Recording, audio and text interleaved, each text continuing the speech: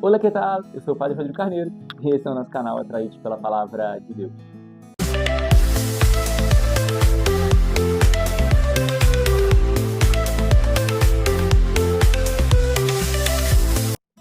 Bem-vindos, sejam muito bem-vindos ao nosso canal, essa experiência com a Palavra de Deus, hoje sábado, dia 17 de maio.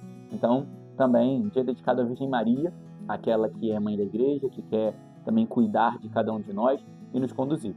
Bem, a primeira leitura de hoje vai falar para nós que quase todo mundo se reuniu na sinagoga para ouvir Paulo e Barnabé. Nós vamos ver então que quase todo mundo é muita gente que está chegando lá para se reunir, é muita gente que está querendo ouvir a palavra porque está experimentando, está ouvindo um testemunho, está percebendo que existe uma graça particular naqueles homens, está percebendo que a vida deles é de acordo com o que Jesus viveu e ensinou e que a palavra deles é uma palavra firme e forte. Porque, olha que interessante, quando nós vemos, há poucos dias nós vimos sobre Gamaliel, que era um homem lá dos grandes, e aquele homem, ele disse, Demas, outros homens anteriores tinham juntado muita gente, tinham reunido muitas pessoas, mas após reunir todas aquelas pessoas, quando eles morreram, todas aquelas pessoas se perderam, tudo se perdeu.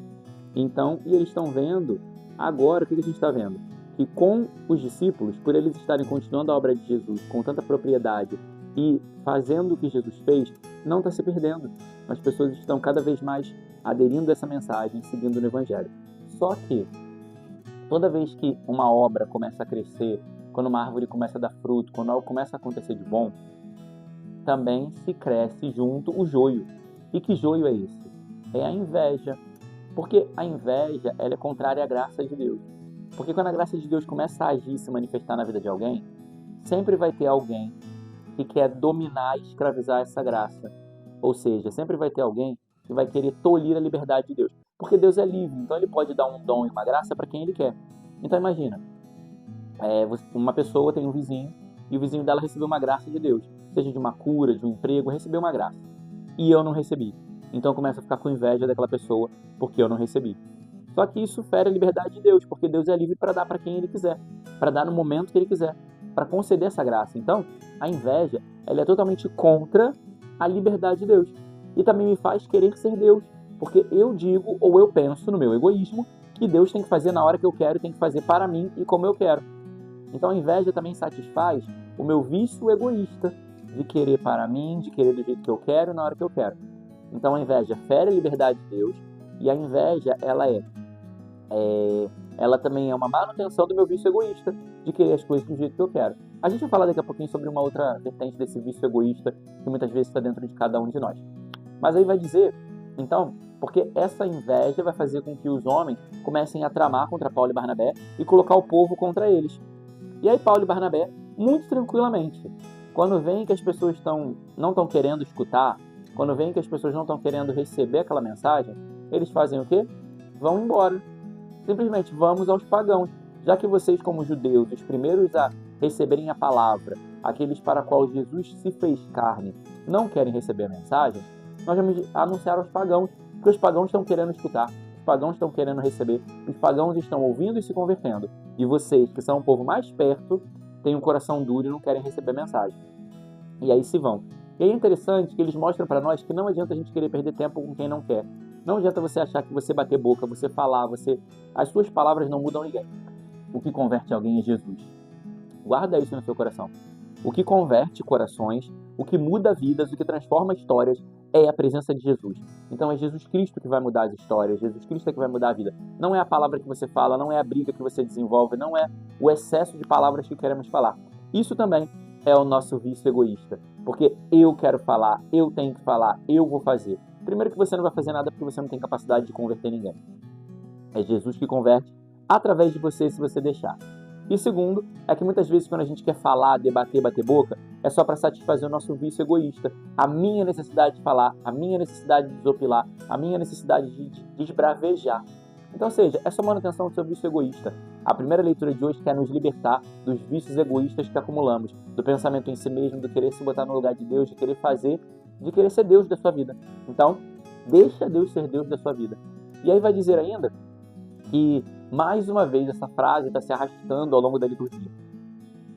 Os discípulos foram embora muito alegres. Eles vão embora muito alegres por quê? Porque eles entenderam o sentido da verdadeira vida cristã. Porque a vida cristã é uma vida de felicidade.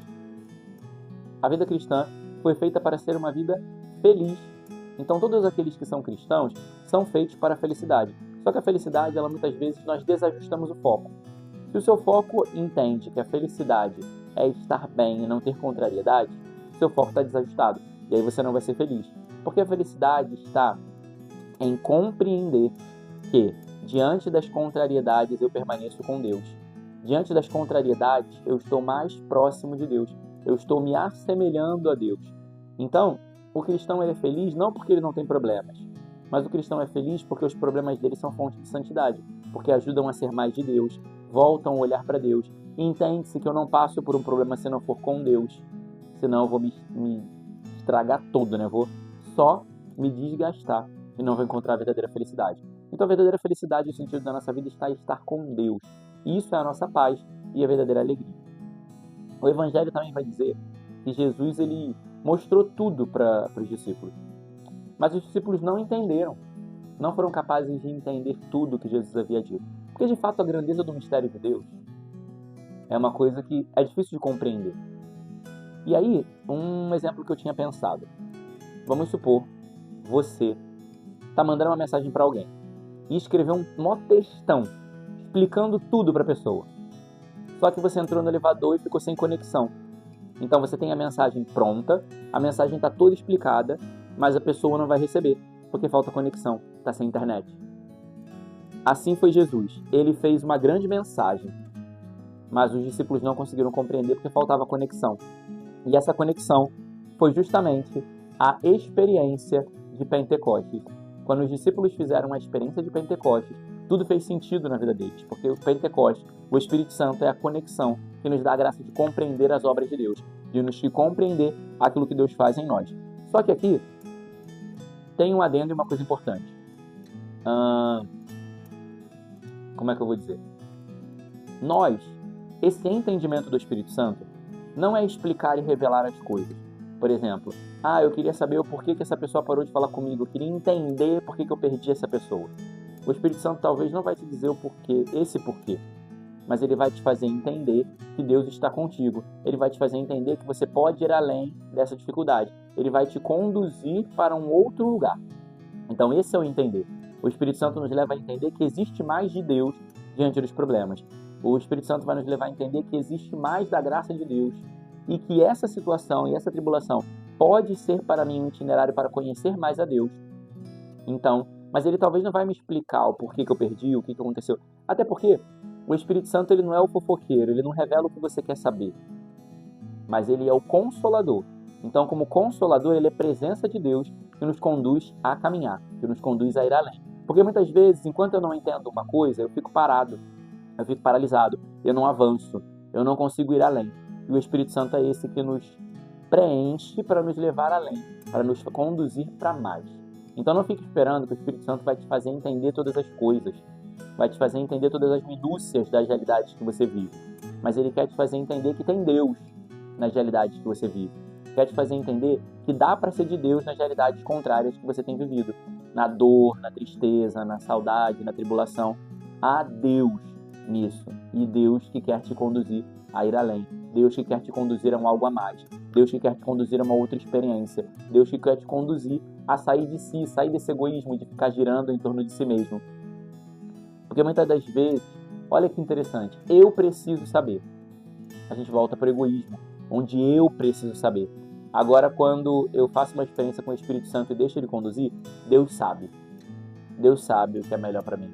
Deus sabe onde eu vou chegar. Deus sabe como vai me conduzir. Deus vai guiar. Deus vai realizar. Deus vai operar. A obra é de Deus. Tudo vai seguir. Tudo vai continuar. Então nós precisamos sair desse egoísmo, do eu faço, eu resolvo, eu falo, para chegarmos ao que Deus quer da nossa vida, que é deixar Deus conduzir, deixar Deus ser Deus, deixar Deus realizar a sua obra maravilhosa nas nossas vidas. Então já nesse tempo, que Páscoa é Pentecostes, mas estamos já na preparação para esse tempo maravilhoso da experiência de Pentecostes, Mas entendendo que Pentecostes não é só o dia da festa, da solenidade de Pentecostes, mas Pentecostes é todos os dias na minha vida, onde Deus quer me conduzir e me ajudar a avançar, a ser mais de Deus. Louvado seja nosso Senhor Jesus Cristo, para sempre seja louvado.